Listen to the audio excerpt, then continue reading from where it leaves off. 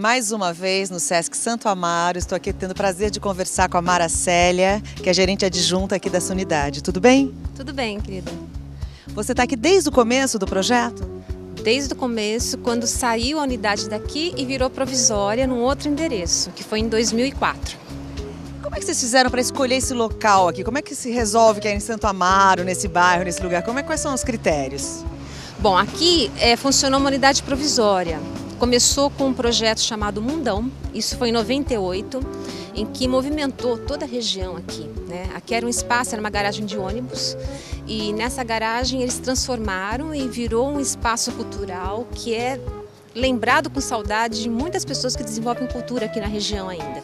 E nesse espaço aconteceu de um tudo. Aí a partir daí, na verdade, foi o nascedouro do Sesc Santo Amaro. A partir daí funcionou aqui de 2000 e até 2004, então foi de 99, quando começou a unidade provisória, até 2004, a unidade provisória aqui nesse endereço, nessa mesma garagem de ônibus, né?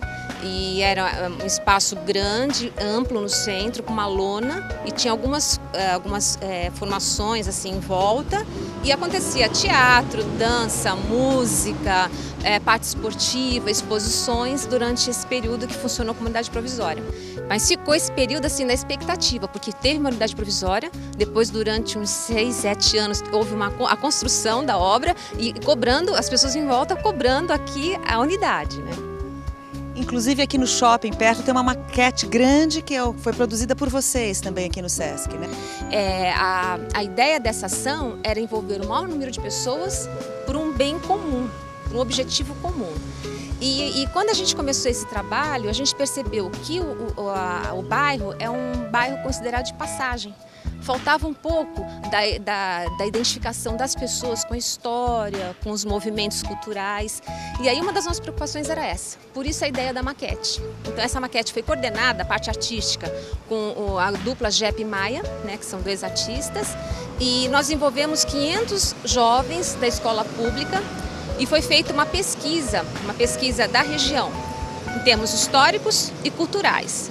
Então, nessa pesquisa, a preocupação era passar não só os dados históricos, mas também a história das pessoas. Então, eram pesquisados os moradores para contar os causos, as lendas, né, e as coisas que acontecem e por que acontecem. Em que a gente pesquisou, a gente chegou a mapear 326 grupos culturais atuantes na região. Então vamos aproveitar para entrar, está chovendo inclusive aqui, a gente já ia entrar mesmo, mas vamos aproveitar para entrar aqui no Sesc Santo Amaro.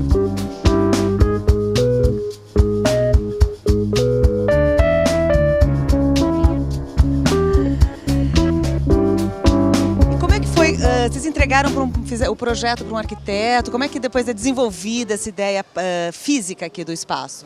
Então, o arquiteto Elito, ele desenvolveu no espaço, ele tentou preservar alguma estrutura do que acontecia já como unidade provisória.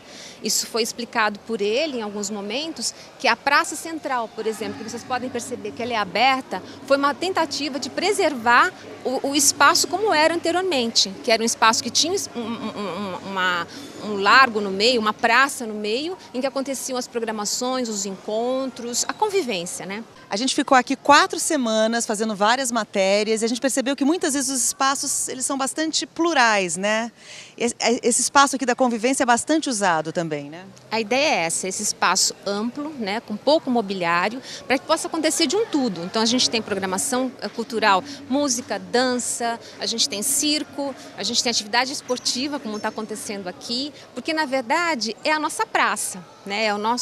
É o coração do Sesc. E que nessa unidade vocês podem perceber que ele pode ser visto de todos os lados. Então a gente é privilegiado nesse sentido, porque o que acontece aqui, ele pode ser olhado, observado e curtido por todo mundo que está na unidade. A gente ouviu uma história que tinha um famoso pau-brasil aqui, que teve que ser respeitado, transplantado. Como é que foi? Conta pra gente direito. Isso foi na época da obra, em que foi plantado, enquanto unidade provisória, um exemplar do pau-brasil, né? E quando começou a obra, isso tornou-se quase um problema, porque o pau-brasil não pode ser transplantado. Então, ao perceber essa árvore aqui, né, então foi notificadas os órgãos públicos, né, e orientações que a gente não podia mexer. Então, durante muito tempo, essa árvore permaneceu nesse espaço aqui e aconteceu uma coisa interessante porque toda a obra foi acontecendo no entorno. Então, teve momentos em que o pau-brasil ficava sozinho assim no meio e a obra rolando em volta. E os tratores e os operários trabalhando e o pau-brasil intacto. Até que a gente teve autorização, né, para replantar, né, transplantar esse pau-brasil, que a gente pode ver, inclusive, lá no fundo da unidade que está lá, né, o registro de que a gente preservou essa árvore importante para a cultura brasileira.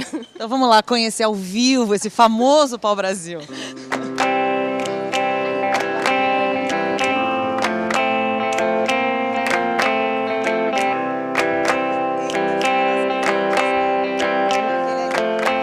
Achamos!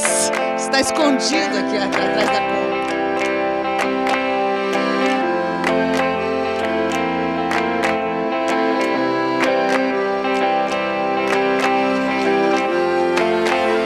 Você poderia citar alguma área que as pessoas trabalham aqui? Tem alguma coisa que é feita aqui no bairro, que seja característico aqui? Olha, tem muita coisa. A gente tem várias áreas, a gente tem grupo em Imbu, por exemplo, trabalhando a tradição, né? A gente que é a família Trindade. A gente tem o sarau de poesia, que é uma coisa fantástica aqui na região, né? Quem nunca foi num sarau deve ir, porque é emocionante você ver um grupo de pessoas dentro de um bar, em total silêncio, ouvindo poesia. Quem nunca viu isso, acha que isso não pode acontecer, que isso não acontece na vida real, e acontece. E onde que é? Onde é que as pessoas vão ver isso? Olha, nós temos isso mapeado no nosso site, né, que as pessoas podem entrar, a gente tem um blog que tem o endereço de todos eles, mas tem o sarau da Cooperifa, por exemplo, né, e tem outros. Outros, eu não saberia dizer o endereço agora, mas vocês podem pesquisar no site, que nós pesquisamos isso. E é interessante, é uma experiência que eu acho que todo mundo que se encanta com a vida cultural deve passar.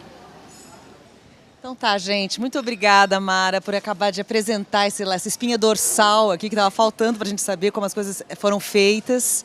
Obrigada. Eu que agradeço.